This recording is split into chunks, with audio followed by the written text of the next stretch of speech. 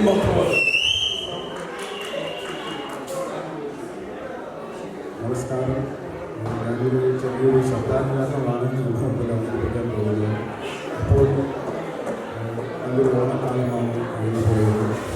കേരളത്തിൽ നമുക്ക് ഒരുപാട് സന്തോഷത്തിൻ്റെയും ഒരുപാട് ദുഃഖങ്ങൾ സമ്മാനിക്കുന്നതുമായ സംഭവവികാസങ്ങളുണ്ടായി. ആദ്യമായി നമുക്ക് വയനാട് ദുരന്തം അങ്ങനെ വളരെ വേദിപ്പിക്കുന്ന ഒരു സംഭവമാണ്. അതിനുശേഷം ഇപ്പോൾ നമ്മൾ യുദ്ധഭീതിയാണ്. അതുപോലെ തന്നെ സംഘാടകരുടെ ഒരു പ്രത്യേക അറിയിപ്പുണ്ട്. എല്ലാവരും കടന്നു വന്ന് അകത്തിരിക്കണം. പോവാനായിട്ടെങ്കിലും കുറച്ചുപേർ അകത്തുണ്ടാവണമെന്നൊരു അപേക്ഷയാണ്. അപ്പോൾ മലയാള ചലച്ചിത്ര ലോകം വലിയൊരു പ്രതിസന്ധിയിലൂടെയാണ് നമ്മൾ കടന്നുപോയത്. നമുക്കറിയാം, ഹേമ കമ്മിറ്റി റിപ്പോർട്ട് വന്നു. ആദ്യം ചലച്ചിത്ര താരങ്ങളൊന്നും അധികം പ്രതികരിച്ചില്ല. പക്ഷേ പിന്നീട് ചില പ്രതികരണങ്ങൾ വന്നു. സാംസ്കാരിക രംഗത്തു നിന്നും ആത്മീയ രംഗത്തു നിന്നും അതുപോലെ തന്നെ രാഷ്ട്രീയ രംഗത്തു നിന്നും പല പ്രതികരണങ്ങളും വന്നു. അപ്പോൾ നമുക്കത് പഴയകാല ചില ചലച്ചിത്ര താരങ്ങളുടെ പ്രതികരണങ്ങളും ആരംഭിക്കാം.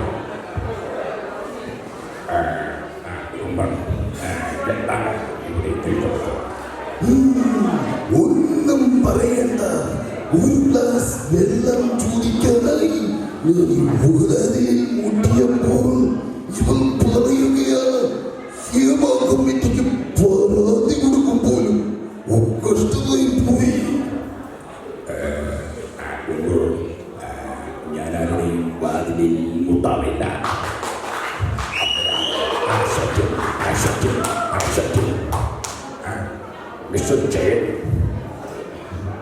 ഞാനാരുടെയും വാതിലിൽ മുട്ടാറില്ല.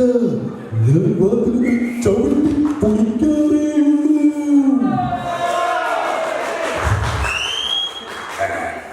ഇനി നമുക്കിവിടെ നിൽക്കേണ്ട, വേഗം സ്ഥലം വിട്ടേക്ക്. അതാണ് നല്ലത്. അതിനുശേഷം ശ്രീ വെള്ളാപ്പള്ളി നടേശൻ അദ്ദേഹത്തിൻ്റെ ഒരു അഭിപ്രായം ചോദിച്ചു.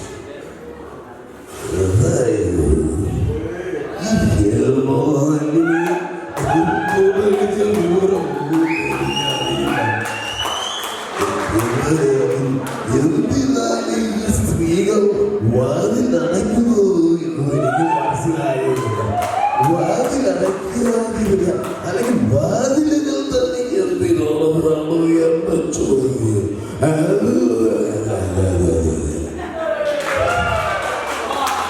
അടുത്തതായി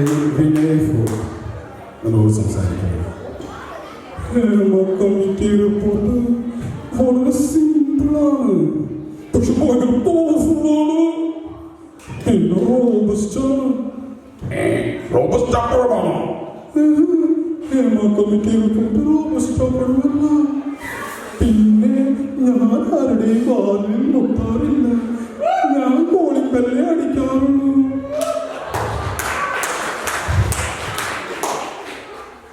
അടുത്തതായി തിരുവോണ വള്ളുവനാട്ടിലെ ഒരു കുഗ്രാമം. ഉച്ചയ്ക്ക് ഓണസദ്യ കഴിഞ്ഞ് ജനാർദ്ദനൻ പദ്ധതിയും അദ്ദേഹത്തിൻ്റെ സഹായി കൊച്ചുപ്രേമനും തങ്ങളുടെ ഇല്ലത്തിലേക്ക് യാത്ര തിരിച്ചു.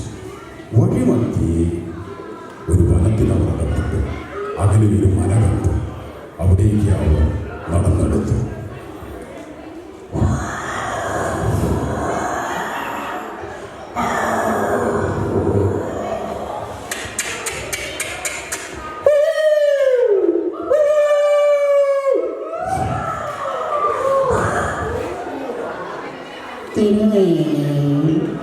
അവിടെ ഒരു മല കാണുന്നുണ്ടല്ലോ, നമുക്ക് അങ്ങോട്ട് കയറി പോകാം. ആരോ അവിടെ നിൽപ്പുണ്ടല്ലോ, കണ്ടിട്ടൊരു ചാത്തനാണെന്ന് തോന്നുന്നു. കോഴിച്ചാത്തനോ? എടാ, ഈ സദ്യയെല്ലാം കഴിച്ച് വയറെല്ലാം കേടായി. ഒരു കോഴിക്കറി വെച്ചിട്ട് കുറെ നാളായി. പിടിയടാ. ചാത്തനല്ല, ഇത് സാക്ഷാൽ കുട്ടിച്ചാത്തനാണെന്ന് തോന്നുന്നു.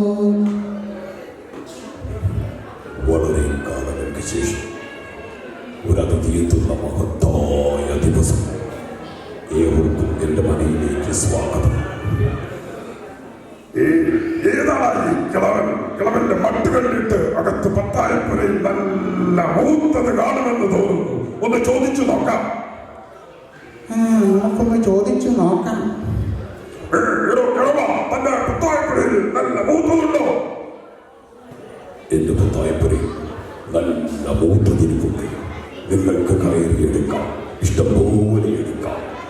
ഇതിലേക്ക് കടന്നു വന്നു.